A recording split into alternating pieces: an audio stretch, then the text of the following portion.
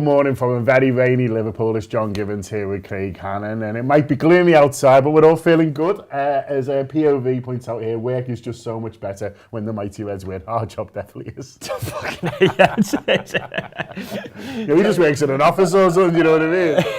You get to escape the Reds through work, which is usually the opposite way around. But yeah, it's it makes it a lot easier, doesn't it? And how did you think they were last night? Because I feel like watching it, Rangers were. I mean, you can see the gap between the Scottish football and a Premier League team as good as Liverpool. I think like one of the things Klopp was asked in the press conference before the game was like from the Scottish journalists, they were asking him about like what he thought of Scottish football and this like mini renaissance. Celtic and Rangers both in the European Cup and Rangers getting to the Europa League final last year. But like when you watched it last night, there was a definite gulf in class, wasn't there? There was, yeah. I mean, you've got to remember that they're there on merit. Do you know what I mean? They knocked PSV out, who normally do pretty well, in the Champions League. Not winning it or anything, but normally make a good account of themselves. They knocked them out to get there, like you said, the Europa League final. So you don't know whether they're just not a great side or whether they didn't give a great account of themselves. I'd follow a few Rangers accounts, and I think they were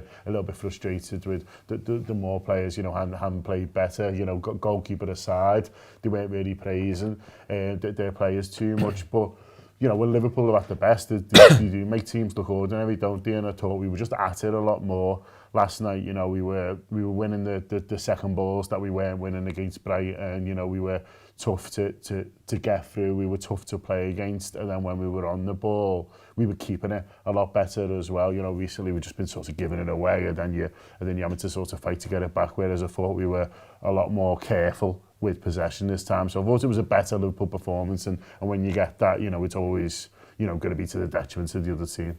Yeah, and I felt like there was a sort of return to act on an instinct rather than like it being slow and ponderous and unsure, and there being uncertainty in everything that we do. And I think like I thought there was some like really, really positive performances there last week. Like when I saw the team sheet, my first thought was, okay, yeah, let's do this. Let's throw all the attackers on the pitch. Let's throw all the footballers that I wanted to see. I was really excited to see Darwin start. And I think he comes off the pitch pretty happy with his performance. Like he's a striker, so he'll always feel hard done by, or he'll always feel like disappointment in not scoring. But I think he's that kind of footballer that he's getting into those positions, and the keeper made a couple of good saves from him, and I just thought he's a handful. He's a real handful, and I thought his runs felt.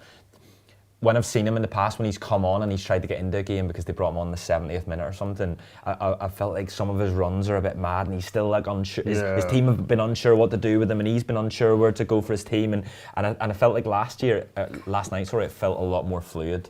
Like with Diaz and with Salah either side of them, I just felt as if it was, something felt more right than what our performances have recently. I felt people had very defined roles last night, and I feel like that's you've been watching us a little bit this season, and you'd be unsure sort of what anyone's doing and what they're being asked to do and how that's fitting in with everyone else. Whereas last night, Diaz being up top on his own and just saying, like, you're playing up front, the job of the guys behind you is to support you, is to get you the ball. And I thought it was much clearer for him, and he was able to just make his natural runs, I think, without worrying, well, am I going to get in Mo Salah's way or whatever, or what's going on to sort of the left of me, really. I thought he was able to just go out there and play his natural game and express himself, and you could see the quality he had, albeit it wasn't a perfect performance, and obviously would have been nice, if he put one of his chances away, but much, much better. And I feel like the two in midfield as well, I thought they were a lot more defined.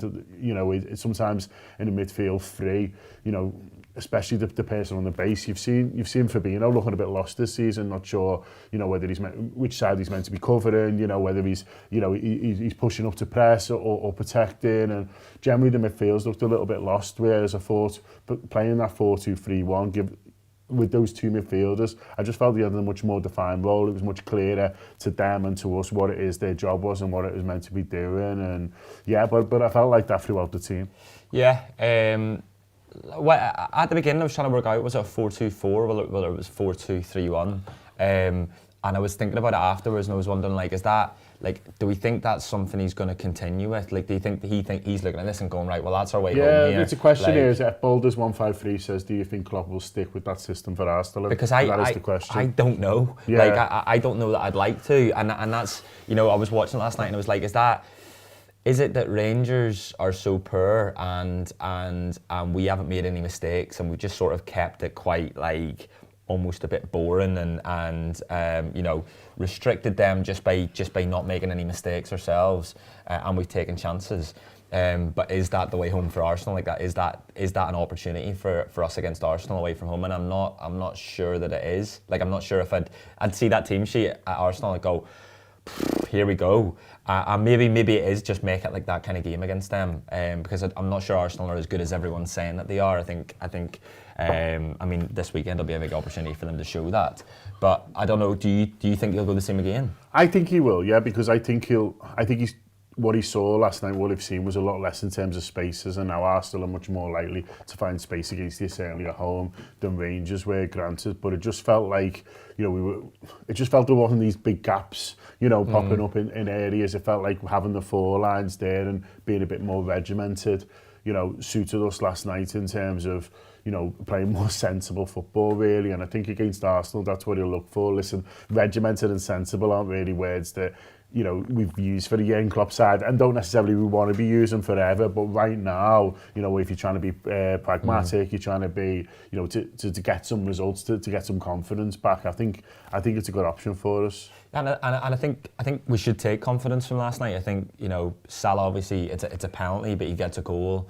I thought Diaz was really, really bright. I was just excited, as we often are with him. I was just that excited when he's getting the ball, he's running that, and like his footwork for the penalty is incredible. Like, I didn't quite realise in the ground, but when you see it back, like from left to right, and the way he finds his way through them, he's just, like, he was incredible there. And I mean, Diogo Jota, I was thinking about this, and Diogo Jota's a funny footballer, isn't he? Because like, often you'll not notice him. Like, I hardly noticed him last night, and I'd love to watch it back, and I'd be interested to see what they say in the review as to whether he was just doing all the dirty work for us, and he was doing all the Diogo Jota things that we know he does, the you know, the press and just being a handful, or whether he had a poor evening. I'm never really sure with him. Yeah. Do you know what I mean? You can quite often think, oh well, I didn't see Diogo Jota there, but then he's playing like a really important role for the team.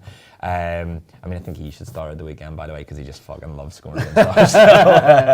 Yeah, I mean, last season though, that two-legged, you know, semi-final, you know, obviously the first one was a little bit disappointing. It was during the time where we were struggling a bit in front of goal, and it's 0-0 with 10 men, and then we go down there and Salah and Mane are off for the African nations, aren't they? And he just puts on quite a show. Scored in the league game as well. At the time, the league game was such a big game because City had just dropped points the night before against Palace, I think it was, and suddenly it felt as if we were in with the chance of winning the league, and it became such a big game. But Diogo Jota against slots, so I mean, I'd probably have him starting, just interested to see whether he goes Darwin, he goes Nunez, he goes Salah, the mad bastard.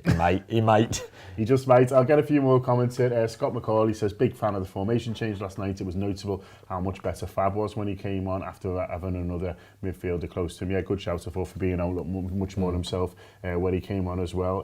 Patrick Westmore says, YNWA Craig is very good. Of the Reds. So there you are. Bit of positivity for you, you know what I mean, on a Wednesday morning. There we are. Having two centre mids will give the back four, this is Ian Schroeder, a bit more protection while the front four cause mayhem, and I think we saw that a little bit in terms of, you know, how we were sort of setting up. I love that idea. Like, I'd love for the next month the front four to cause mayhem. I'd love like that return to sort of like that. Like, there'll be a lot of madness and chaos about Liverpool's, because, you know, it's been the complete opposite. I mean, it's been chaotic at the back for Liverpool, but yeah, I think along the back as well. Like, I thought Tsimikas was pretty good. Like, the clearance that he has off the line's incredible. We've seen that back. No, like, unbelievable. I forgot about it, and I saw it this morning. I thought we saw less of Trent getting forward centrally, which you know, I was quite happy about, with, you know, because he's a right back. Less of him up front, which we saw twice exactly. At the weekend, which was nice. And some free kick, like, you know, that's like, I was made up as one of those, whenever he set up, I was just like, after the week, after the discussion between Carragher and Neville, he's going to stick this in the top bin, and he did. Brilliant. Really, really good. Showed his quality. Craig mentioned the review before. That is being recorded 1:30 today, so it'll be out later this afternoon. The review, for people who don't know, is our in-depth look at the game previous. So the guys who like looking at statistics and shape of play and are generally a bit smarter than me, to be honest with you. Looking a bit in depth of the game, or you've got, if you prefer, your reaction a little bit more wild, shall we say. There was the post-match show from last night, post-match audio, which I hosted from the Glenbook, was really good fun, and I've not watched the post-match pint yet, but I gather it was lively. It was, yeah. They were. It was in the standing for the first time actually, and which is great. Birthplace of the Reds, isn't it? And say, but yeah, I think there was a few Rangers fans in there, so it gets a bit leery. Kev at one stage tells them to fuck off. And then says, no, right, fuck off now. But it's the pub after a match. It's meant to show what the pub around Anfield is going to be about. We're taking you on the journey of supporting Liverpool. and last night, the journey, there was a lot of Rangers fans about. So there's a few of them trying to join in with a post-match pint. You can watch the first 5 minutes of that on YouTube if you want a bit of a taster. For the rest, make sure you download the Anfield Wrap app. Loads more happening over the next few days as well. Obviously, looking at that Rangers game and where it leaves us in the Champions League. And then looking ahead to this huge game against Arsenal at the weekend as well. So loads of reasons to download the app, loads of reasons to get stuck in to the Anfield Wrap at the moment. And yeah, we're enjoying ourselves because we've won, and hopefully they can continue that on Sunday. Just a couple of other quick things before we go. A couple of people... Post-match pint was class. Here we are. Loads of people really enjoying it. You can get it on the YouTube membership as well, by the way. If you're watching this on YouTube, just click join, and you'll be able to get all of our video on there as well. You'll be able to watch it on your TV, all the usual places that you can watch YouTube videos. Yeah. Brendan Hank says matching colours, lads. We are matching today. This is our friends of Vir Clothing as well, which is spelled VIR. If you want to go to their website, it's virclothing.com. So virclothing.com. They're doing a deal for all you lovely Anfield Wrap fellas. It's Tour 20, isn't it? For 20% off there. So they're a good Liverpool brand, really sound people. We've been in to see us, and we really like them. So trying to give them a bit of a shout out at the moment. So virclothing.com. That's VIR spells. Tour 20 if you want to 20% off all their gear at the moment, and some really nice stuff on there as well. It's not all grey. We've just gone for the greys today. All I wear is grey. I know. I've enjoyed. Yeah, I've got a nice little black hoodie from them as well. But I might wear for you next week. Also, of course, there's the Anfield Wrap shop if you want some tour gear. You see here the Thiago shirts. We've got a lovely Luis Diaz one as well. The AnfieldWrap.com/shop. If you want to go, we've got a pretty good sale on there as well. We've got 40% off everything, so everything in the store, 40%. And then once it's gone, it's gone. We've got some plans around Christmas, around new T-shirts and stuff like that, and it's all going to be very much once it's gone, it's gone. So we won't be getting these back in stock if you're wanting them. So there you are. Hurry up, or you might miss out. Hope you've enjoyed that. Hope you've enjoyed Liverpool last night. It's John Gibbons and Craig Hannan. Download the app, subscribe to the Anfield Wrap. Up the Reds.